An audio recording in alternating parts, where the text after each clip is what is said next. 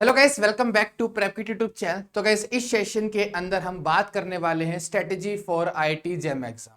अब जैसा कि आप सभी जानते हो, 5 मंथ से भी कम टाइम बचा है अब आईआईटी जैम एग्जाम में। हम ऑलरेडी सितंबर में हैं और आपका फर्स्ट संडे ऑफ फेब को आपका आईआईटी जैम एग्जाम है। एंड उससे पहले आपका टीएफआर भी हो रहा होगा एंड उसके बाद आपका मार्च में जेस्ट एग्जाम भी हो रहा होगा। तो आपकी स्ट्रेटेजी क्या होनी चाहिए, किस तरह से अब आपको जो रिमेनिंग टाइम है इसको यूटिलाइज करना चाहिए, उसी के बारे में गाइस हम यहाँ पर बात करेंगे। अब गाइस, पहली बात तो यहाँ पर ये है कि डिफरेंट टाइप के भी यहाँ पर स्टूडेंट्स होंगे। कुछ स्टूडेंट ऐसे होंगे जिन्होंने अपनी प्रिपरेशन काफी पहले स्टार्ट कर दी थी एंड कुछ स्टूडेंट ऐसे भी होंगे जो अभी अपनी प्रिपरेशन को स्टार्ट करने जा रहे हैं। ठीक है, तो मैं दोनों के परस्पेक्टिव से यहाँ पर बात करूंगा, दोनों टाइप के स्टूडेंट्स को यहाँ पर हेल्प मिलेगी। ठीक है, तो आओ गाइस फिर स्टार्ट करते हैं इस सेशन के साथ। और जो लोग गाइस मेरे को फर्स्ट टाइम देख रहे हैं, so let me introduce my self. So guys, my name is Nitin and I have done my masters in physics from IIT Bombay और मैं लास्ट 3 years से IIT जैम कैटेगरी के अंदर टीच कर रहा हूं। तो अभी गाइस स्टार्ट करते हैं इस वीडियो के साथ, राइट, जिस चीज के लिए आप यहाँ पर सभी लोग आए हो। तो सबसे पहले गाइस हमें अपना जो सिलेबस है एग्जाम का वो समझ में आना चाहिए। ठीक है, सिलेबस हमारा बड़ा वास्ट होता है क्योंकि आफ्टर ऑल तुम्हारा जो बीएससी का 3 साल का सिलेबस है वो इसके अंदर इंक्लूडेड रहता है। ऑफकोर्स सारी चीजें जो हमने बीएससी में पढ़ी होती है वो इस सिलेबस के अंदर इंक्लूडेड नहीं है। टॉपिक्स बड़े अच्छे से सिलेबस के अंदर मेंशन रहते हैं आईटी जैम के लिए। जेस्ट टीएफआर के लिए थोड़े से टॉपिक अच्छे से मेंशन नहीं रहते हैं, वहां पर कहीं से भी क्वेश्चन आ जाता है। एंड इनफैक्ट जेस्ट की अगर हम बात करें तो एमएससी के टॉपिक्स भी हमारे सिलेबस के अंदर इंक्लूड होते हैं क्योंकि जो हमारा जेस्ट एग्जाम होता है जो बीएससी और एमएससी स्टूडेंट्स के लिए कॉमन टेस्ट होता है। ठीक है, यानी कि उसका जो पेपर होता है वो बिल्कुल सेम होता है, तो वहां पर आपके एमएससी के टॉपिक्स के भी क्वेश्चन आते हैं। लेकिन अगर मैं आईटी जैम सिलेबस की बात करूं तो जो सिलेबस है हमारा गाइस वो वेल डिफाइंड है। एक दो क्वेश्चन थोड़ा उस सिलेबस के बाहर आ जाता है हर साल। जैसे आईटी जैम 2023 की अगर हम बात करें तो वहां पर भी एक क्वेश्चन बाहर आ गया था सिलेबस से, तो वो एक या दो क्वेश्चन मैक्स टू मैक्स होगा जो थोड़ा सा सिलेबस के अंदर जो टॉपिक मेंशन है उससे बाहर हो, नहीं तो बाकी का जो पेपर होता है वो उसी के अंदर से आता है। यानी जैसे आपके आईटी जैम 60 क्वेश्चन है तो 58 क्वेश्चन आपके उसी सिलेबस से आ रहे होंगे। ठीक है, एक दो क्वेश्चन थोड़ा बहुत इधर उधर हो जाता है कभी कभी। ओके, तो सबसे पहली बात, हमारा फोकस सिलेबस के ऊपर होना चाहिए। जो सिलेबस के अंदर टॉपिक मेंशन है उनको अपना मेन गोल रखना है। और गैस उन टॉपिक्स में से भी कुछ टॉपिक्स होते हैं जहां से मैक्सिमम टाइम क्वेश्चन रिपीट होता है, उसकी मैं वीडियो अलग से मैं बना दूंगा कि कौन सब्जेक्ट के कौन कौन से टॉपिक ज्यादा इंपॉर्टेंट है। ठीक है, ताकि जिस स्टूडेंट के पास टाइम कम हो तो उन वीडियोस को देख करके वो अंडरस्टैंड कर पाए कि कौन कौन से टॉपिक हमें पहले कवर करने हैं। ठीक है, तो उसकी मैं अलग से वीडियो बना दूंगा, नहीं तो ये वाली वीडियो बहुत ज्यादा लेंदी हो जाती, तो उस पार्ट को मैं यहाँ पर छोड़ रहा हूँ, नेक्स्ट वीडियो के लिए हम रखेंगे। ठीक है, तो आपके 7 टॉपिक्स हैं गाइज, 7 सब्जेक्ट्स आपके पास हैं जहां से आपके एग्जाम में क्वेश्चन आते हैं। अब गाइज यहाँ पर ना कुछ स्टूडेंट का डाउट ये आता है कि कौन सा सब्जेक्ट हमें कवर करना चाहिए, कौन सा नहीं, किसकी वेटेज ज्यादा है किसकी कम। तो गाइज देखो, ऐसा कुछ वेल डिफाइंड होता नहीं है। ठीक है, आपका कोई भी सब्जेक्ट इनमें से ज्यादा मार्क्स का आ सकता है, कोई भी कम आ सकता है। हो सकता है मैकेनिक्स आपकी 20 मार्क्स की आ जाए एंड हो सकता है मैकेनिक्स आपके सिर्फ 8 मार्क्स की भी रह जाए। ठीक है, प्रीवियस ईयर में भी ऐसी चीजें देखी गई है। ठीक है, कि इनमें से हर एक सब्जेक्ट यहाँ पर तुम्हारा वेरी करता है 8 से लेकर के 18 मार्क्स तक के। मैकेनिक्स, ईएमटी या इलेक्ट्रॉनिक्स कभी कभी तुम्हारी 20 मार्क्स की भी जा सकती है।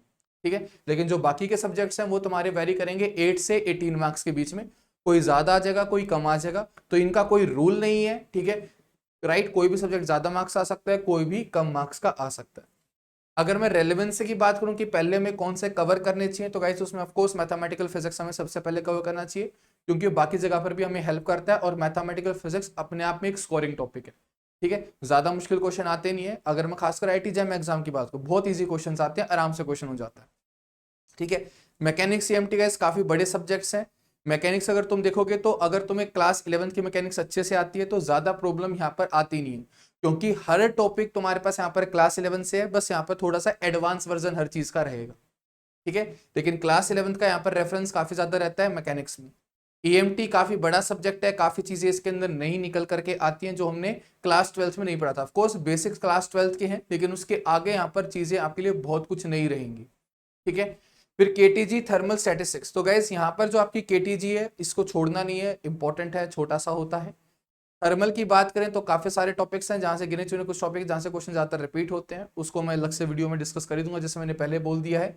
तो इस यूनिट को भी आप कवर करोगे। ठीक है, ये छोड़ नहीं सकते हो। ठीक है, इजी भी पड़ेगी, स्कोरिंग भी पड़ेगी। बस यहाँ पर एक टॉपिक रहता है थर्मोडायनेमिक पोटेंशियल और दूसरा फिर स्टैटमैक, जहां से क्वेश्चन कभी कभी सोल्व नहीं होते हैं, लेकिन उसके अलावा जो क्वेश्चन यहाँ से आएंगे वो इजी क्वेश्चन आएंगे और आराम से एग्जाम में तुम स्कोर कर पाओगे। तो इस टॉपिक को छोड़ना नहीं है। मॉडर्न फिजिक्स की गाइस बात करें तो छोटी सी यूनिट है, ठीक है, ज्यादा बड़ी है नहीं और स्कोरिंग ये रहती है जनरली, ठीक है, तो इसको यहाँ पर छोड़ना नहीं है, इसको डेफिनेटली आपको कवर से करना है।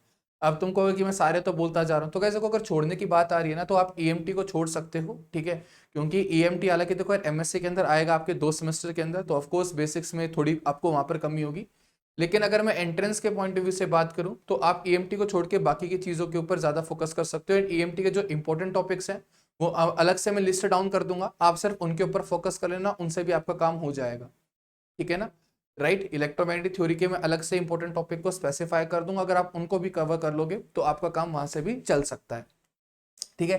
लेकिन अगेन गाइस अगर आप यहाँ पर स्किप करोगे तो डेफिनेटली आपको एमएससी में थोड़ी बहुत प्रॉब्लम आएगी, और स्किप करने के लिए मैं इसलिए कह रहा हूँ कि जिनके पास अभी दिख रहा है कि टाइम कम है, सिलेबस बहुत पेंडिंग पड़ा है, तो उस केस में वो लोग छोड़ सकते हैं, ऑप्शन नहीं है ना, कुछ तो छोड़ना पड़ेगा, राइट। तो मैं उस पॉइंट ऑफ व्यू से यहाँ पर जस्ट बोल रहा हूँ, बाकी अगर कवर कर सकते हो तो कवर करना ही है ताकि एमएससी में प्रॉब्लम ना आ रही, ठीक है। और अगर लेट्स से अगर यहाँ पर कम कवर नहीं कर पाते हो, ठीक है, और एग्जाम तुम्हारा निकल जाता है, तो जो आपके पास एमएससी से पहले जो टाइम बचेगा ना उसके अंदर इसको कवर आप कर सकते हो, ताकि एमएससी में जाके आपको प्रॉब्लम ना आ रही हो, ठीक है, क्योंकि अभी आपके मन में भी होगा कि एग्जाम निकालना है, ठीक है, तो आपको एग्जाम के तरीके से पढ़ना पड़ेगा, अगर डिटेल में पढ़नी थी चीजें तो वो टाइम जा चुका है, ठीक है, 5 मंथ से भी कम टाइम बचा है ना, तो थोड़ा एग्जाम ओरिएंटेड तो होना पड़ेगा। अगर अच्छे से आपको फील लेके सब्जेक्ट को पढ़ना था तो बीएससी के फर्स्ट ईयर से मेहनत करनी थी, right. I hope you are getting my point. उसके बाद गैस यहाँ पर आपके पास है electronic solid state. Solid state एक छोटी सी यूनिट है, इंपॉर्टेंट है, 2-3 क्वेश्चन यहाँ से निकल ही जाते हैं, छोड़ना नहीं है गलती से भी। इलेक्ट्रॉनिक्स ये इसमें कुछ रटने वाला नहीं होता है, समझने वाला होता है, ठीक है, तो ज्यादा मुश्किल नहीं होता है इलेक्ट्रॉनिक्स, इजी क्वेश्चन ही आते हैं, बस एक आधी बार तुम्हारा जीरो डायड का कभी कभार क्वेश्चन थोड़ा बेकार बन जाता है, लेकिन मैक्सिमम टाइम तुम देखोगे यहाँ से जो क्वेश्चन तुम्हारे पास होते हैं वो काफी ईजी लेवल के निकल करके आ रहे होते हैं, ठीक है। ऑक्सीलेशन वेव्स ऑप्टिक्स की गैस अगर तुम बात करो, ऑक्सीडेशन काफी ज्यादा इजी पड़ेगा, कवर करना है। वेव काफी ज्यादा छोटा है, एक क्वेश्चन तुम डेफिनेटली यहां से एक्सपेक्ट कर सकते हो, ठीक है, तो वेव्स को छोड़ना मत। ऑप्टिक्स की बात करें गाइस, यहाँ पर कवर करने के बाद भी क्वेश्चंस काफी बार एग्जाम में नहीं होते हैं, ठीक है, जो तुम्हारे इंटरफेरेंस वाले होते हैं या फिर डायफ्रैक्शन वाले होते हैं, लेकिन यहाँ पर जो पोलराइजेशन टॉपिक है उसको छोड़ना नहीं है, ठीक है। तो मैंने यहाँ पर कुछ टॉपिक्स लिस्ट डाउन किए जिनको आप इग्नोर कर सकते हो स्टार्टिंग के लिए, बाकी डिटेल वीडियो हर सब्जेक्ट की मैं बाद में डाल दूंगा कि कौन से टॉपिक करने कौन से नहीं करने, राइट। सिलेबस के एक एक टॉपिक जो वहां पर मेंशन है उनको एनालाइज हम कर लेंगे, लेकिन आपको यहाँ पर एक मोटा मोटा मैंने बता दिया है कि किस तरह से आपको रखना है। अब बात करते हैं गाइस एग्जाम पैटर्न के बारे में। 3 टाइप के क्वेश्चंस आते हैं, एमसीक्यूज, एमएसक्यूज और एनईटी, ठीक है। अब देखो जो एमसीक्यूज होते हैं वहां पर हमारे पास ज्यादातर क्वेश्चंस कैसे आते हैं, थोड़ी बहुत कैलकुलेशंस के आते हैं, एक आधा क्वेश्चन कंसेप्चुअल मिलेगा, लेकिन मैक्सिमम क्वेश्चन यहाँ पर जो तुम्हारे पास है वो न्यूमेरिकल मिलेंगे, ठीक है, जहां पर हमें चीजों को निकालना पड़ेगा। तो ये वाला जो पार्ट ए होता है गैस, यहाँ पर सबसे ज्यादा मार्क्स बनते हैं, चाहे से इसके अंदर नेगेटिव मार्किंग हो, लेकिन इसके अंदर सबसे ज्यादा मार्क्स भी बनते हैं। फिर तुम्हारे पास एमएसक्यूज हैं, एमएसक्यू की गैस अगर हम बात करते हैं तो मल्टीपल ऑप्शंस करेक्ट होते हैं, और यहाँ पर तुम्हारे थोड़े से कंसेप्चुअल क्वेश्चन भी बनने के चांसेस हाई रहते हैं, न्यूमेरिकल भी आते हैं लेकिन साथ में कंसेप्चुअल क्वेश्चन यहाँ पर बनने के ज्यादा चांस रहते हैं, क्योंकि वो अलग अलग ऑप्शन में अलग अलग कंसेप्ट के बारे में चीजें हमसे पूछ सकते हैं वो लोग, ठीक है। तो ये वाले जो क्वेश्चन तो कंपेरेटिवली थोड़े से मुश्किल पड़ते हैं, राइट, पार्ट बी वाले, ठीक है। पार्ट सी की बात करें तो यहाँ पर है न्यूमेरिकल आंसर टाइप। तो न्यूमेरिकल आंसर टाइप में क्या होता है, जस्ट तुम्हें एक क्वेश्चन गिवन होता है, तुम्हें उसका एक न्यूमेरिकल वैल्यू में आंसर निकालना होता है। तो गैस यहाँ पर 3 टाइप के क्वेश्चन तुम्हारे सामने, सबसे आसान एमसीक्यू पढ़ेंगे, फिर एनईटी एंड देन तुम्हारे एमएसक्यूज। तो अब तुम्हें तीनों क्वेश्चन के हिसाब से अपने आप को तैयार करना है। ये जो पार्ट सी है गैस ये कैलकुलेशन लेगा, ठीक है, तो उसके लिए गैस आपको साइंटिफिक कैलकुलेटर की प्रैक्टिस होनी चाहिए, और वो भी जो ऑन स्क्रीन कैलकुलेटर आपका एग्जाम में आ रहा होगा, क्योंकि आपको जो फिजिकल होता है उसको तो लेके नहीं जा सकते एग्जाम के अंदर, आपको ऑन स्क्रीन कैलकुलेटर यूज करना पड़ेगा, तो उसके ऊपर आपकी प्रैक्टिस होनी चाहिए। तो उसको आप 2 तरीकों से प्रैक्टिस कर सकते हो, एक तो आपके प्ले स्टोर के ऊपर ऐप मिल जाएगी आपको, ठीक है, राइट, जो आपका एग्जाम कैलकुलेटर होता है, आप सर्च करोगे गेट एग्जाम कैलकुलेटर के नाम से मिल जाएगी वो ऐप, ठीक है, तो वो आप डाउनलोड कर सकते हो, उससे आप प्रैक्टिस कर सकते हो। और गैस जो आपकी टेस्ट सीरीज का पोर्टल है प्रैपकिट प्लेटफॉर्म पे, उसके ऊपर जो आपका कैलकुलेटर आएगा, ऑन स्क्रीन कैलकुलेटर, इनफैक्ट जो इंटरफेस आएगा वो बिल्कुल सेम आएगा जैसा कि आपका आईटी जैम एग्जाम में होता है। तो आप टेस्ट सीरीज के अंदर एनरोल कर सकते हो, एंड उसी के साथ आपकी ऑन स्क्रीन कैलकुलेटर की भी प्रैक्टिस हो जाएगी, और साथ में आप हर टॉपिक के टेस्ट भी दे पाओगे, सब्जेक्ट वाइज टेस्ट भी दे पाओगे, फुल लेंथ टेस्ट भी दे पाओगे। तो आपकी प्रैक्टिस यहाँ पर एग्जाम के पॉइंट ऑफ व्यू से बहुत अच्छे से हो रही। टेस्ट सीरीज का लिंक गाइस आपको डिस्क्रिप्शन मिल जाएगा, अगर आप एग्जाम की प्रिपरेशन कर रहे हो तो आप एनरोल कर सकते हो, ठीक है, ओके। तो अभी हम मूव करते हैं आगे। तो आपको इन सभी के पर्सपेक्टिव से आपको तैयार रहना है। यहाँ पर कंसेप्चुअल चीजें आएंगी ज्यादा, यहाँ पर तुम्हें कैलकुलेटर का यूज करना पड़ेगा ज्यादा, और इधर तुम्हारी हल्की फुल्की कैलकुलेशन इंटीग्रेशन करवा ली, या फिर जो तुम्हारे एक्सप्रेशंस आ रहे होंगे वो सम फॉर्म वेरिएबल्स की टर्म में आ रहे होंगे, ठीक है। तो यहाँ पर उस टाइप के क्वेश्चंस आएंगे। तो आपको हर टाइप के क्वेश्चंस के लिए तैयार रहना है। ये नहीं कि सिर्फ यार आप कुछ डेरिवेशंस कर रहे हो, ठीक है, कुछ न्यूमेरिकल्स आपने प्रैक्टिस किया, उनसे काम नहीं चलेगा। आपको हर तरह से सोचना पड़ेगा, कंसेप्चुअल आपको स्ट्रांग होना पड़ेगा ताकि ये टाइप के क्वेश्चन अटेंड हो पा रहे हो। आपकी कैलकुलेशन अच्छी होनी चाहिए, जो नंबर्स की कैलकुलेशन होती है, अप्रोक्सीमेशंस लेने वाली होती है, वो इस सेक्शन में काम आएंगी। और यहाँ पर आपकी जो इंटीग्रेशन के लिए जो वेरिएबल्स के साथ जो सब्स्टिट्यूशन है वो यहाँ पर काम आ रहा होगा ज्यादा, ठीक है ना, राइट। तो आपको हर पार्ट के हिसाब से तैयारी आपको करनी पड़ेगी, ठीक है। और ये आपको इस प्रैक्टिस से आएगा, जितने ज्यादा क्वेश्चन प्रैक्टिस करोगे उतने ज्यादा आपके चीजें क्लियर हो जाएगी, ठीक है। आप पीवाईक्यूज प्रैक्टिस कर सकते हो, ठीक है। आपके जो असाइनमेंट के अंदर प्रॉब्लम्स हैं वो होगी, एंड देन फिर आपकी जो टेस्ट सीरीज के अंदर क्वेश्चन हो गए वो हो गए, ठीक है। तो अगर आप उनको कवर कर लेते हो वो सफिशियंट है, ठीक है। एंड अगर इनके अलावा आपके पास टाइम मिलता है तो आप कोई फिजिक्स की स्टैंडर्ड बुक रेफर कर सकते हो, ठीक है। वहां से कुछ प्रॉब्लम्स को और प्रैक्टिस कर सकते हो, लेकिन सबसे पहले आपके यही गोल होने चाहिए। आपके जो असाइनमेंट में क्वेश्चन है, आपने पीवाईक्यू सोल्व कर लिए हो, आपने सारे टेस्ट अटेम्प्ट कर लिए, ठीक है। उसके बाद आपके पास अगर टाइम बच रहा है तो फिर आप इन चीजों के साथ भी जा सकते हो, एक्स्ट्रा चीजों के साथ, ठीक है। ये नहीं कि यार हम पहले ही स्टैंडर्ड बुक उठा के बैठ गए जिसके अंदर लिमिटेड नंबर ऑफ क्वेश्चंस होते हैं, या फिर लेट्स से हमारे लेवल के क्वेश्चंस नहीं होते हैं। अगर आप बुक देखोगे तो आपको लगेगा ना कि जो एग्जाम में क्वेश्चन पूछे जा रहे हैं, जो वहां पर मेंशन है वो एक जैसे नहीं है, राइट। तो आपको पहले एक अच्छा सेट लेना है क्वेश्चन का, तो उसके लिए आपके असाइनमेंट्स हेल्प करेंगे, ठीक है। टेस्ट सीरीज आपको एनालाइज करने में हेल्प करेगी कि आप गलती कर रहे हो कि नहीं कर रहे हो, सही ट्रैक पे जा रहे हो कि नहीं जा रहे हो। तो ये चीजें बहुत इंपॉर्टेंट है, एंड जनरली स्टूडेंट इन चीजों को छोड़ देते हैं और इसी वजह से उनका फिर सिलेक्शन नहीं हो पाता। काफी सारे स्टूडेंट ऑनलाइन मैंने ऐसे भी देखे कि उनको 2 साल हो गए, 3 साल हो गए आईटी जैम की प्रिपरेशन कर रहे हैं, लेकिन वो सीरियस नहीं है अच्छे से, ठीक है। तब तक यार टेस्ट सीरीज के अंदर मैं ये नहीं कह रहा कि यार तुम पूरे कोर्स के अंदर एनरोल करो, लेकिन एटलीस्ट टेस्ट सीरीज के अंदर तो एनरोल करो ताकि आपको पहले से पता हो कि किस तरह का एग्जाम जाने वाला, ठीक है। अब आप डायरेक्टली फर्स्ट टाइम सीधा एग्जाम में बैठ के एग्जाम दोगे तो फिर कैसे स्कोर बनेगा। और सीधा आपका अगर वो मान लो कि वो टेस्ट अच्छा नहीं गया तो आपका सीधा सीधा 1 साल जाएगा, ठीक है। तो 1 साल वेस्ट करने से अच्छा है कि टेस्ट सीरीज में पहले आपकी इतनी प्रैक्टिस हो कि एग्जाम वाले दिन आपकी परफॉर्मेंस अच्छी आ रही हो, ठीक है। तो उसके लिए आपको टेस्ट सीरीज के अंदर फॉर श्योर जरूर से एनरोल करना चाहिए। अब गाइस बात करते हैं स्टडी करने के तरीके के ऊपर। काफी सारे स्टूडेंट की जो अप्रोच होती है स्टडी करने की वो बहुत ज्यादा गलत होती है। वो क्या करते हैं, सिर्फ सिर्फ लेक्चर्स देखते जाएंगे, थ्योरी कवर करते जाएंगे, ठीक है। जैसे मेरे पास भी जो स्टूडेंट एनरोल्ड है उनमें से कुछ का जब बात होती है, कॉल आती है, तो कह रहे हैं कि मैंने रिकॉर्डेड में मैं लेक्चर्स को देखते जा रहा हूँ, देखता जा रहा हूँ, देखता जा रहा हूँ। तब तक असाइनमेंट से क्वेश्चन प्रैक्टिस नहीं करोगे खुद से, कितने लेक्चर देख लो कोई भी फायदा नहीं है। इन द एंड एग्जाम क्लियर नहीं होगा, ठीक है। तब तक अपना दिमाग यूज नहीं करोगे प्रॉब्लम को सोल्व करने के लिए। वीडियोस चाहे से तुम कितनी देख लो, एग्जाम नहीं निकलने वाला। एक आधा स्टूडेंट शायद से निकाल लेगा, मैक्सिमम का नहीं निकलेगा, ठीक है। क्योंकि प्रैक्टिस तुमने की नहीं है, खुद से कैलकुलेशन तुमने की नहीं है। तब तुम वीडियोस देख रहे हो, वहां तो मेरा ब्रेन यूज हो रहा है ना कैलकुलेशन करने में, तुम्हारा कहां पर यूज हो रहा है, ठीक है। क्योंकि मेन ब्रेन वो नहीं होता कि यार इंटीग्रेशन सोल्व कर दिया, मेन बात है कि उस इंटीग्रेशन के अंदर जो वैल्यूज हैं वो तुम कहां से लेकर के आए, ठीक है। और वो चीज तभी आएगी तुम्हें समझ में जब तुम खुद से प्रैक्टिस करोगे। जैसे इलेक्ट्रोमैग्नेटिक थ्योरी है, उनके क्वेश्चन स्टूडेंट से नहीं होते, क्यों नहीं होते, कंपोनेंट्स लेने नहीं आ रहे, क्योंकि क्लास में तो नोट कर लिया, टीचर ने बता दिया कि ये कंपोनेंट ऐसे लिया, इस डायरेक्शन नेट इलेक्ट्रिक फील्ड होगी तो इस टर्म को इंटीग्रेट करके निकालना है, लेकिन खुद से तो प्रॉब्लम्स प्रैक्टिस की नहीं है, राइट। तो वहां पर फिर वो प्रॉब्लम आती है एग्जाम के अंदर, ठीक है। तो सिर्फ वीडियोस आपको नहीं देखनी है, आपको लेक्चर्स अच्छे से अटेंड करने हैं, कंसेप्चुअल अंडरस्टैंडिंग आपको होनी चाहिए, साथ में न्यूमेरिकल्स आपने काफी सारे प्रैक्टिस किए हों, ठीक है। और जो लोग सेल्फ स्टडी कर रहे हैं उनके लिए भी खास चीज है कि आप सिर्फ बुक से कंसेप्ट मत पढ़ो, न्यूमेरिकल्स भी प्रैक्टिस करो। खाली थ्योरी पढ़ने से कुछ नहीं होगा, ठीक है, क्योंकि एग्जाम में वैसे भी न्यूमेरिकल्स आने वाले हैं, ठीक है। तो आपकी न्यूमेरिकल्स के ऊपर अच्छी पकड़ होनी चाहिए और न्यूमेरिकल सॉल्व करने के लिए थ्योरी आनी चाहिए।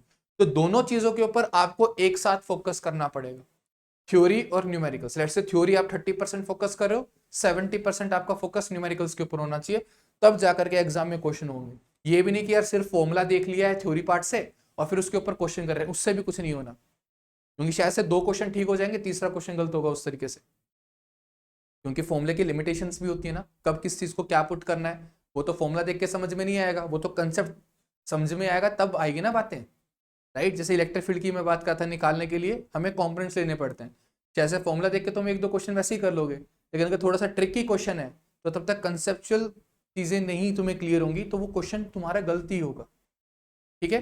तो तुम्हें थ्योरी भी आनी चाहिए और न्यूमेरिकल्स तुमने उसके ऊपर काफी सारे प्रैक्टिस किए हों, ठीक है, तब जाकर के तुम्हारा सिलेक्शन हो रहा हो। अब टाइम कम है तो सिलेबस के ऊपर बने रहना है। अब ये नहीं कि यार हम बुक से पढ़ रहे हैं तो हमें कुछ नई चीजें भी दिखाई दे रही है, इंटरेस्टिंग लग रही है, अब वो भी पढ़ लेते हैं साथ में, उस इसका टाइम जा चुका है, ठीक है। अब टाइम बचा है सिर्फ और सिर्फ जो सिलेबस के अंदर टॉपिक मेंशन है उनको पकड़ के चलने का, ठीक है। एक्स्ट्रा टॉपिक कवर करने जाओगे in the end time waste होगा एंड मे बी फिर सिलेक्शन ना हो रहा, ठीक है। उसके बाद do not focus only on PYQs. काफी सारे स्टूडेंट्स ये करते हैं कि जो पीवाईक्यूज में जो क्वेश्चन आ रखे हैं सिर्फ और सिर्फ उन्हीं को डील करते हैं, ठीक है। तो गैस ऐसी गलती नहीं करनी है, जो पीवाईक्यूज इनके ऊपर बने हुए हैं राइट, उनके आसपास के टॉपिक भी आपको अपने स्ट्रॉन्ग रखने हैं, ठीक है। क्योंकि जरूरी तो नहीं है ना कि जो पीवाईक्यूज में जो क्वेश्चन बने हैं वही रिपीट हो रहे हैं, आपके एक दो क्वेश्चन रिपीट हो सकता है लेकिन जो बाकी क्वेश्चन है वो तो अलग ही आएंगे ना, राइट। तो आपको सिर्फ और सिर्फ अपने पीवाईक्यूज के ऊपर फोकस नहीं रखना है, आपको ओवरऑल अंडरस्टैंडिंग लेनी है कंसेप्ट की एंड देन आपको प्रॉब्लम्स को प्रैक्टिस करना है, ठीक है। सिर्फ पीवाईक्यू सोल्व करने से सिलेक्शन नहीं होता, क्वालिफाई डेफिनेटली कर लोगे लेकिन जो अच्छी रैंक है वो सिर्फ पीवाईक्यू से नहीं आ पाएगी, ठीक है। जो अच्छी रैंक है वो सिर्फ और सिर्फ पीवाईक्यू से नहीं आ पाएगी, आपको थ्योरी की अंडरस्टैंडिंग होनी चाहिए, राइट, उसको अप्लाई करना आना चाहिए, साथ में अपने पीवाईक्यूज प्रैक्टिस कर रखे हो, टेस्ट दे रखे हो, डेफिनेटली आपकी एक अच्छी रैंक आ रही होगी, ठीक है, राइट। ये नहीं कि सिर्फ पीवाईक्यू सोल्व कर लिया तो आपका एग्जाम क्लियर हो जाने वाला है, आपको मेहनत करनी पड़ेगी। अब गाइस बात करते हैं मिस्टेक की। एक तो मिस्टेक है पीवाईक्यूज वाली भी मिस्टेक है, ठीक है, कि सिर्फ पीवाईक्यूज के ऊपर फोकस नहीं करना और भी चीजें पढ़नी है, ठीक है। उसके बाद गाइस आपको इररेलेवेंट टॉपिक्स भी नहीं पढ़ने, जैसे कि मैं अभी थोड़ी देर पहले कह रहा था कि बुक के अंदर कोई इंटरेस्टिंग टॉपिक मिला उसके ऊपर टाइम स्पेंड कर रहे हैं, ठीक है, ऐसा नहीं करना। या फिर लेट्स से कोई टॉपिक हमारा सिलेबस के अंदर तो मेंशन है लेकिन उसकी इतनी डेप्थ में चले गए हैं जो कि हमारे लिए रेलिवेंट नहीं है, तो अब ये लास्ट के टाइम पे ये सब चीजें नहीं करनी होती। अगर आपका सिलेबस का तुम्हें दिख रहा है कि काफी सारा पोर्शन पेंडिंग है तो इन सब चीजों के लिए टाइम नहीं है। हाँ, अगर ये है कि आप सिलेबस खत्म कर चुके हो 70-80% तो ऑफकोर्स फिर आप थोड़ा सा एडवांस चीजें पढ़ सकते हो क्योंकि आपने पहले से मेहनत कर ली है ना, राइट। अब लास्ट में जाओगे तो ऑफकोर्स कुछ ना कुछ छोड़ना पड़ेगा, ठीक है, लेकिन अगर आप पहले से मेहनत करते आ रहे हो, आपके पास टाइम है, तो फिर ऑफकोर्स आप अभी एक दो महीना और एडवांस चीजों को देख सकते हो ताकि आपके कंसेप्ट अच्छे बिल्ड हो रहे हैं, ठीक है। लेकिन एक चीज आपको मैं जरूर कहूंगा, जो इस टाइम पे मैक्सिमम स्टूडेंट कर भी देते हैं और ये वो लोग ज्यादा करते हैं जो पहले से प्रिपरेशन स्टार्ट करके बैठेंगे, वो कॉन्फिडेंस में होते हैं। तो गैस आपको ज्यादा ओवर कॉन्फिडेंस में नहीं आना है और आपको अपने जो पुराने टॉपिक्स हैं उनको रिवीजन करना, उनको स्टार्ट कर देना है, ठीक है। लेट से आप 10-15 दिन के अंदर एक पुराने टॉपिक को उठा रहे हो, राइट, उनको पहले थ्योरी पार्ट आपने थोड़ा सा रिवाइज किया एंड देन उसके न्यूमेरिकल्स आप प्रैक्टिस करो, क्योंकि अगर आप ये चीज नहीं करोगे तो इन द एंड लास्ट में आप रिवीजन एक साथ नहीं कर पाओगे सारी, ठीक है। तो आपको अभी से अपनी रिवीजन के ऊपर फोकस करना है, एक कंप्लीट स्ट्रेटेजी प्लान आपके पास अभी होना चाहिए। और ये चीज गाइस मोस्ट इंपॉर्टेंट मैं बोल रहा हूं, अभी काफी सारे स्टूडेंट ऐसे होंगे जो अभी बीएससी कर रहे हैं या फिर बीटेक कर रहे हैं और आपके यूनिवर्सिटी एग्जाम भी दिसंबर में या फिर जनवरी में आ रहे होंगे, ठीक है। तो आपको अभी से ही अपना कैलेंडर देख लेना है कि कॉलेज में कब आपके प्रैक्टिकल्स आने वाले हैं, कब आपके एग्जाम्स आने वाले हैं और कोई आपके फैमिली में कोई फंक्शन तो नहीं है, तो उन सभी को आपको अभी से प्लान करना पड़ेगा। क्योंकि अगर ये सब चीजें आपकी वहां पर आ रही हैं दिसंबर जनवरी में तो ऑफकोर्स आपका वहां पर टाइम वेस्ट होने वाला है, जो कि आपका रिवीजन का टाइम खाएगा और मे भी हो सकता है कि आप 2 या 3 सब्जेक्ट रिवाइज ही ना कर पाओ। तो आपके पास एक प्रॉपर स्ट्रेटेजी होनी चाहिए। 100% सिलेबस कवर करने से अच्छा ये है कि आप चीजों को रिवाइज भी पीछे से करते चलो। सिलेबस जैसे आपका 80% कवर हो लेकिन वो 80% विद रिवीजन अगर होगा तो उसके ज्यादा चांसेस हैं कि आप एग्जाम क्लियर कर, जो इंस्टेड कि आपने सिलेबस तो 100% कवर कर लिया है लेकिन चीजों को रिवाइज नहीं किया, क्योंकि रिवाइज नहीं करोगे तो वो 100% भी किसी काम नहीं आएगा क्योंकि आप चीजें भूल चुके होगे, ठीक है। तो आपको अभी से रिवीजन के ऊपर फोकस करना है, एक स्ट्रेटेजी प्लान बना लेना है कि आगे आपके पास कितना टाइम अवेलेबल होगा, कितनी चीजें आपको अभी आगे और करनी है। सबको अपना पता है कि आपने कितने सब्जेक्ट्स कवर कर लिए हैं, कितने सब्जेक्ट्स उनमें से अभी दिमाग में हैं और कितने जा चुके हैं। होता है ना कि 2-3 महीने के बाद सब्जेक्ट दिमाग से निकल जाता है पूरा का पूरा, राइट। तो वो चीजें आपको अभी प्लान करनी पड़ेंगी, उस चीज का टाइम आ चुका है, ठीक है। तो आज बैठना, तब भी आप ये वीडियो देख रहे हो, अगर आज ही देख रहे हो बहुत अच्छी बात है, वीडियो अपलोड होने के बाद हो सकता है आप 1 महीने के बाद भी देखो। तो जिस भी दिन आप ये वीडियो देख रहे हो शांत बैठो, नोटबुक उठाओ, देखो कितना आपने कवर कर लिया है, कितना और पेंडिंग है, कितना टाइम अभी हमारे पास अवेलेबल है। ठीक है, और ये अवेलेबल मैं वो टाइम की बात कर रहा हूँ जिस टाइम पे आप पढ़ सकते हो, क्योंकि जैसे अभी जिस टाइम पे मैं वीडियो रिकॉर्ड कर रहा हूँ 5 मंथ से कम टाइम है, लेकिन हो सकता है पढ़ने के लिए आपके पास इनमें से सिर्फ 3 महीने हो, क्योंकि बाकी तो आपके यूनिवर्सिटी एग्जाम प्रैक्टिकल खा जाएंगे ना, उनके लिए भी तो पढ़ोगे। तो पता चल रहा है जैम तो निकाल लिया, उनमें फेल हो गए हो, एडमिशन तब भी नहीं ले पाओगे, तो वहां पे भी तो पढ़ना पड़ेगा, राइट। तो प्लीज अपनी स्ट्रेटेजी बना लेना कि किस तरह से अब आपको आगे वाले मंथ्स को देखना है, क्योंकि हर साल होता है कि कुछ स्टूडेंट ऐसे होते हैं जिनकी 800 रैंक आई है, 700 रैंक आई है, 1200 रैंक आई है, और उनकी बैक आ गई है यूनिवर्सिटी के एग्जाम्स। ठीक है, पिछले 2 साल से मैं ये चीज देख रहा हूँ। ठीक है, एक आधा स्टूडेंट ऐसा मिलता है जिनकी बैक आ गई है इस रैंक के ऊपर। ठीक है, तो यूनिवर्सिटी एग्जाम को भी सीरियसली लेना, चाहे आपकी यूनिवर्सिटी कोई भी हो। ठीक है, क्योंकि काफी जगह होता है कि मार्क्स वो अच्छे से नहीं देते हैं, प्रैक्टिकल से मार्क काट लेते हैं, फिर थ्योरी में भी मार्क्स अच्छे से नहीं देते हैं, तो प्लीज थोड़ा सा ध्यान रखना। ठीक है, फेल मत हो जाना। इसके बाद गाइस जो एक सबसे बड़ी गलती है कि वो टेस्ट नहीं देते हैं, सीधा एग्जाम डे वाले दिन फर्स्ट टाइम पोर्टल ओपन करते हैं। बिलीव मी, लास्ट ईयर एक स्टूडेंट ऐसा था, वो first time computer based exam दे रहा था। उसने वो कह रहा था बाद में कि मैंने ऑप्शन टिक किए थे, लेकिन जो उसके पास रिस्पॉन्स की आई थी सिर्फ उसके 5 क्वेश्चन मार्क थे, बाकी का पूरा पेपर खाली था उसका। ठीक है, तो ये मिस्टेक अगर फर्स्ट टाइम देखोगे तो हो सकता है कि आपसे भी इस तरह की मिस्टेक हो रही हो। ठीक है, अगर आपको लेट से किसी टेस्ट सीरीज के अंदर भी एनरोल नहीं करना है गाइस, तो एक फ्री टेस्ट भी अवेलेबल है प्रैक्टिस प्लेटफॉर्म पे, एटलीस्ट उसको जाकर के देख लेना कि किस तरह से क्वेश्चंस को टिक किया जाता है, किस तरह का पोर्टल है, कैसे टेस्ट सबमिट हो रहा होगा। अब ऐसी मिस्टेक करके आओगे तो कोई आपकी बाद में नहीं सुनेगा, क्योंकि वो आपकी गलती है कि आपने पहले चीजों को सीरियसली नहीं लिया। ठीक है, क्योंकि वो आईआईटी यार एक बच्चे के ऊपर थोड़ी लेके बैठेगी यार, तुमने वहां पर टिक को सबमिट नहीं किया, उसमें आईआईटी की थोड़ी गलती है, तुम्हारी गलती है कि तुमने क्यों नहीं किया। ठीक है, तो बाद में आपकी बातों को कोई सुनने नहीं वाला, चाहे आप कुछ भी कहते रहो, तो पहले ही आपको इन चीजों का ध्यान रखना है। ठीक है, राइट। ऐसी मिस्टेक हालांकि यार नहीं होती, लेकिन कुछ स्टूडेंट होते हैं जिनका हो सकता है कि फैमिली बैकग्राउंड इतना अच्छा ना हो। ठीक है, ऐसी चीजें पहले नहीं देखी, कंप्यूटर यूज नहीं किया है, तो उनके साथ ऐसी चीजें हो जाती है। तो अगर आपका भी ऐसे सिचुएशन है तो एक प्रैक्टिस प्लेटफॉर्म पे फ्री टेस्ट अवेलेबल है, डेमो टेस्ट के नाम से आपको वो मिल जाएगा। प्लीज उसको जाकर के देख लेना, ताकि एग्जाम में आपसे ऐसी मिस्टेक ना हो रही हो। ठीक है, और टेस्ट सीरीज को सीरियसली लेना है। ठीक है, मल्टीपल टेस्ट हैं, 60 टेस्ट है हमारे प्लेटफॉर्म पे, राइट। टॉपिक वाइज टेस्ट भी है, सब्जेक्ट वाइज टेस्ट भी है, फुल लेंथ टेस्ट भी है, तो आप उनको सीरियसली अटेम्प्ट करो। अगर आप हर टेस्ट के अंदर अच्छा स्कोर कर रहे हो तो डेफिनेटली आपकी एक अच्छी रैंक एग्जाम के अंदर भी आएगी। ठीक है, ओके। अब गाइस देखो, राइट डायरेक्शन की बात करते हैं। तो राइट डायरेक्शन, जैसे मैंने मिस्टेक की बात करी, तो अगर आप उन मिस्टेक को सुधार रहे हो तो ऑफकोर्स फिर आप राइट डायरेक्शन में जा रहे हो। ठीक है, तो सबसे पहली बात कि आपके पास राइट प्रॉब्लम सेट होना चाहिए, कि जिस तरह के क्वेश्चन आपके एग्जाम्स में आते हैं उसी तरह के क्वेश्चंस को आप प्रैक्टिस कर रहे हो। ठीक है, तो उसमें गाइस आपका हेल्प करता है जो आपके असाइनमेंट शीट होती है। आप किसी भी कोचिंग सेंटर से कर रहे हो, सबने अपनी असाइनमेंट शीट दी होंगी। ठीक है, तो अगर उसके अंदर एक सिग्निफिकेंट नंबर ऑफ क्वेश्चन अच्छा है, मतलब नंबर ऑफ क्वेश्चन अच्छे हैं, तो आपके हर टाइप के क्वेश्चन वहां पर कवर हो रहे होंगे।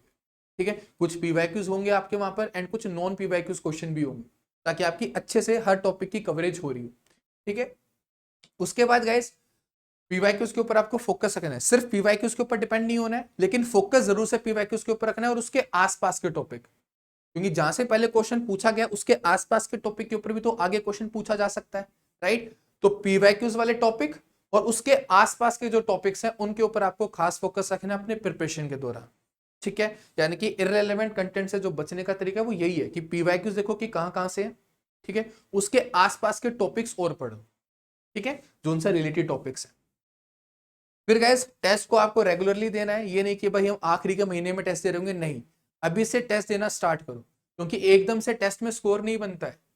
ठीक है, पिछले 3 साल से मैं पढ़ा रहा हूँ, काफी सारे स्टूडेंट ऐसे थे कि पहले 10-15 टेस्ट में स्कोर ही नहीं आ रहा है, लेट्स से वो 30% स्कोर कर पा रहे हैं, 20% स्कोर कर पा रहे हैं, लेकिन विद टाइम उन्होंने अपने आप को इंप्रूव किया। कुछ स्टूडेंट होते हैं जो फर्स्ट टेस्ट से अच्छा स्कोर करने लगते हैं, लेकिन काफी सारे स्टूडेंट होते हैं जिनको टाइम लगता है, धीरे धीरे चीजें सीख रहे होते हैं वो लोग।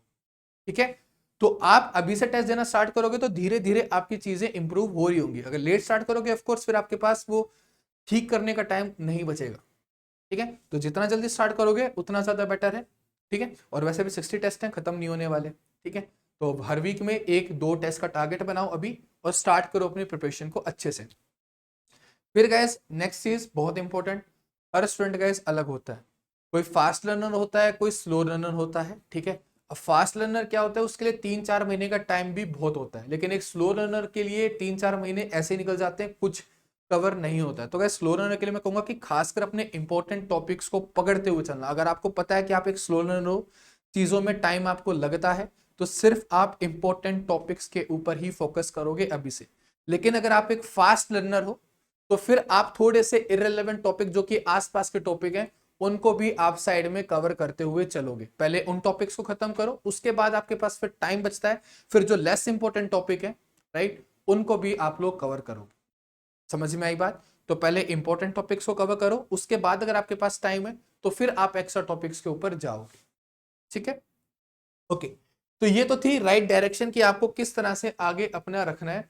और स्ट्रेटेजी जो मैंने कही, जो थोड़ी देर पहले मैंने बात की थी, कि आपके पास कितना टाइम अभी अवेलेबल है, आपके फैमिली में फंक्शन है क्या, आपके यूनिवर्सिटी के एग्जाम्स कब आ रहे हैं, प्रैक्टिकल्स कब आ रहे हैं, उन सभी को सोच लोगे अभी, एक प्रॉपर प्लान बनाओगे और फिर ये चीजें फॉलो करोगे, ठीक है, राइट। टारगेट लेके चलोगे तभी एग्जाम निकलेगा, ऐसे नहीं निकलेगा कि बैठे बैठा ही निकल जाएगा, ऐसे बात नहीं बनती है। अब गाइस एक चीज और, प्रैक्टिकल प्लेटफॉर्म ने 2 बुक्स लॉन्च किए अभी रिसेंटली, एक टीआईएफआर जेस के लिए, एक आईटी जैम के लिए। इन बुक्स के अंदर गाइस टॉपिक वाइज पीवाईक्यूज आपके लिए, तो आप इन बुक को ऑर्डर कर सकते हो, ठीक है। इन बुक को आप रेफर करो, इसके अंदर जितने भी तुम्हारे पीवाईक्यूज आए इन एग्जाम के अंदर, आईटी जैम के लिए गाइस 2010 से 2024 के लिए, यानी कि 15 ईयर्स के क्वेश्चन यहाँ पर है, और इसी तरह से 2018 से 2024 के टीआईएफआर और जेस के जो पीवाईक्यूज है, बिल्कुल टॉपिक वाइज वो आपके अरेंज है। तो जैसे अगर आप एक टॉपिक को पढ़ रहे हो या उसको रिवाइज कर रहे हो, तो आप इन बुक से इन एग्जाम्स के क्वेश्चन को कवर कर सकते हो, ठीक है। आपको मैं इंडेक्स फाइल जो है वो डिस्क्रिप्शन में एक लिंक दूंगा, ठीक है, वहां पर परचेज करने का भी लिंक मिल जाएगा इन बुक्स को, और साथ में इनकी इंडेक्स फाइल मिल जाएगी, तो आपको दिख जाएगा कि इंडेक्स में कि किस तरह से टॉपिक आपके अरेंज यहाँ पर किए गए इन बुक्स के अंदर। एंड बिलीव मी गाइस, अभी तक जितने भी बुक्स अवेलेबल है इन कैटेगरी के अंदर, आईटी जैम टीएफएचएस के लिए, ये आपके लिए बेस्ट बुक्स रहने वाली, ठीक है, राइट। तो आप इन बुक्स को ऑर्डर कर सकते हो, इससे अच्छी बुक आपको अभी कहीं और नहीं मिलेगी, ये मैं कह सकता हूं, ठीक है, क्योंकि अपने टाइम पे हम भी बुक को ढूंढते थे, तो बुक्स तो अवेलेबल थी, लेकिन वो ईयर वाइज थी, ये मैंने यहाँ पर टॉपिक वाइज बनाई है, ठीक है। और सॉल्यूशन की जो क्वालिटी है वो भी आपको यहाँ पर अच्छी मिलने वाली है, ठीक है।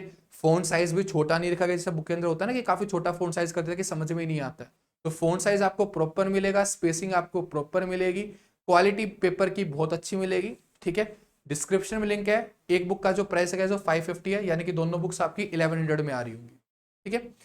और इसके अंदर डिलीवरी चार्जेस इंक्लूडेड है, एक्स्ट्रा डिलीवरी चार्ज नहीं लगेगा, इतनी ही कॉस्ट है 550, और आपके डोर स्टेप के ऊपर ये बुक्स आ जाएंगी, ठीक है। डिस्क्रिप्शन में लिंक है, ऑर्डर करना चाहो तो आप अभी प्लेस कर सकते हो। अब गाइस बात करें आगे की नेक्स्ट चीज। अब गाइस एक चीज है कि ये जो हमने पीछे बात की कि हम सही ट्रैक पे जा रहे हैं कि नहीं जा रहे हैं, उसको आइडेंटिफाई कैसे करें। तो गाइस आइडेंटिफाई करने का जो तरीका है वो है सिर्फ टेस्ट, क्योंकि आप अपने दिमाग में अपने आप को कितना वो मान लो कि हमारी इतनी प्रिपरेशन होगी, अगर आपके टेस्ट में मार्क्स नहीं बन रहे हैं तो यानी कि आपकी प्रिपरेशन में अभी कमी है, ठीक है। क्योंकि कभी कभी लगता है ना कि हमने ये पढ़ लिया, ये हो गया, लेकिन टेस्ट में स्कोर नहीं आ रहा है। तो अगर गाइस आप टेस्ट दोगे तो आपको पता चलेगा कि किन एरियाज के ऊपर अभी वर्क करना बचा है, आपको वीक टॉपिक्स पता चलेंगे, ठीक है। आपको क्या इंप्रूव करना है वो आपको पता चलेगा, और इतना भी समझ में आएगा कि जितना भी हम कर रहे हैं उतना सफिशिएंट नहीं है, अभी हमें और मेहनत करने की नीड है। मार्क्स कमाना गलत नहीं है गाइस, लेकिन उसके ऊपर वर्क ना करना वो गलत बात है, ठीक है। अगर मार्क्स कमा रहे हैं, अपने ऊपर मेहनत करो कि नेक्स्ट टेस्ट में और बेटर रिजल्ट्स आ रहे हो, उससे नेक्स्ट टेस्ट में और बेटर रिजल्ट आ रहे हो, तो धीरे धीरे तब ऐसे मेहनत करते जाओगे तो एक टाइम के बाद आपके टेस्ट में अच्छे मार्क्स आने लगेंगे, ठीक है। कुछ स्टूडेंट होते हैं कि 3-4 टेस्ट दिए, मार्क्स नहीं बन रहे, उम्मीद ही छोड़ दिए। स्टार्टिंग में किसी के मार्क्स नहीं बनते, इनफैक्ट तो मैंने स्टार्टिंग में टेस्ट देना स्टार्ट किया था, मेरे भी मार्क्स नहीं बन रहे थे। धीरे धीरे धीरे अपने आप को इंप्रूव किया जाता है, और फिर टाइम के साथ हमारा स्कोर भी अच्छा हो रहा होता है, ठीक है। तो अगर गैस आपके टेस्ट में किसी टेस्ट में कम मार्क्स आएंगे, किसी में ज्यादा भी आएंगे, अगर ऑन एन एवरेज आपके 40% अबव है तो इट्स गुड, आपकी लगभग रैंक आ जाएगी 700, 800, 1000 के आसपास तक, राइट। एंड अगर आपके 50% से अबव मार्क्स आ रहे हैं, ये कैसे मैं प्रैक्टिकल प्लेटफॉर्म की बात कर रहा हूं, अगर आप 50% स्कोर कर रहे हो मार्क्स, राइट, किसी में थोड़े कम भी आएंगे, लेट्स से 40, किसी में 60% भी जाएंगे, तो अगर आपके ऑन एन एवरेज 50% से ज्यादा मार्क्स बन रहे हैं तो वैसे आप मान के चल सकते हो कि आप टॉप 300 में आ रहे हो बड़े आराम से, ठीक है। 100 में भी आ सकते हो, 50 में भी आ सकते हो, डिपेंड करता है कि आप लास्ट तक किस तरह की मेहनत रखते हो, ठीक है, राइट। और प्रैक्टिकल प्लेटफॉर्म ने गाइस लास्ट 3 इयर्स में काफी अच्छे रिजल्ट्स दिए हैं, ठीक है। रिजल्ट्स भी आपको वेबसाइट के ऊपर मिल जाएंगे, आप जाकर के देख सकते हो, ठीक है, राइट। तो रिजल्ट्स में कोई कमी नहीं रहती है। लास्ट ईयर भी टॉप 100 के अंदर 5 स्टूडेंट्स से, तो अपने पास यहाँ पर जो स्टूडेंट्स की जो कमी है वो नहीं है, टॉप स्टूडेंट्स की भी। तो आप प्रिपरेशन कर सकते हो, इन टेस्ट सीरीज के ऊपर आप भरोसा कर सकते हो, रेलेवेंट टेस्ट सीरीज है, ठीक है। अब बात करते हैं गाइस आगे की, रिवीजन स्ट्रेटेजी। तो गाइस रिवीजन स्ट्रेटेजी सबसे मेन क्वेश्चन होता है स्टूडेंट्स का कि किस तरह से हमें रिवीजन को करना चाहिए। तो गाइस देखो, जो टॉपिक्स आप लोगों ने पहले पढ़े हैं उनको तो आप अभी रिवाइज करना स्टार्ट कर दो, ठीक है। हो सकता है आपने कुछ टॉपिक्स 3 महीने, 4 महीने, 6 महीने, 7 महीने पहले पढ़े हो एंड वो आपके दिमाग से निकल चुके हो, तो उनकी थ्योरी को पहले रिवाइज करो। फिर कुछ क्वेश्चन जो कि आपने पहले मार्क किए होंगे असाइनमेंट्स के अंदर कि ये क्वेश्चन थोड़ा अलग था, ये इंपॉर्टेंट सा लग रहा है, ठीक है, तो उन क्वेश्चंस को प्रैक्टिस करो अभी, ठीक है। एक बार अभी रिवीजन स्टार्ट करोगे और एक बार लास्ट में जनवरी में करोगे तो आपके 2 बार रिवीजन हो जाएगी, ठीक है ना, और फिर आपके मार्क्स आने के भी अच्छे चांसेस हो जाएंगे। तो आपको अभी से ही रिवीजन के ऊपर फोकस करना है, जो आपने पहले टॉपिक्स पढ़े थे उनको रिवाइज करना शुरू करो। शॉर्ट नोट्स अगर अभी तक नहीं बनाने लगे हो तो गाइस बनाने लग जाओ, क्योंकि लास्ट में शॉर्ट नोट्स जो है वो काफी काम आएंगे। शॉर्ट नोट्स के अंदर आपको क्या क्या इंक्लूड करना है, जो आपके फॉर्मूलेज हैं इंपॉर्टेंट वो नोट करने हैं, राइट, और उनसे रिलेटेड जो इंपॉर्टेंट कंसेप्ट है, जैसे कि कब ये फॉर्मूला लगाना है, कब ये नहीं लगाना है, इसका स्पेशल केस क्या है, तो वो सब चीजें भी आपकी शॉर्ट नोट्स के अंदर मेंशन होनी चाहिए, राइट, ताकि वो फॉर्मूला तुम गलत जगह पर अप्लाई ना कर दो बाय मिस्टेक भी। समझ में आ रही है बातें, ठीक है। तो इन चीजों को आपको ध्यान रखना है, ठीक है।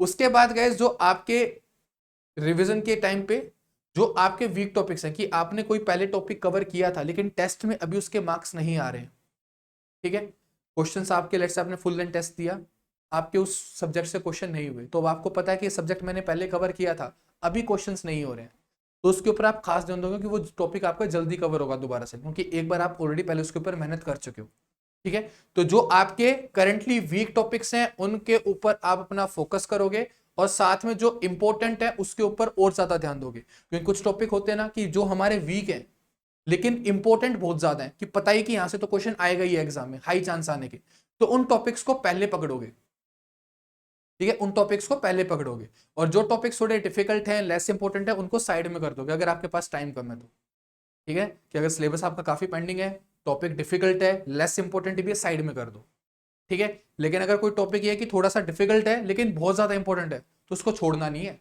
उसको कवर करोगे, ठीक है।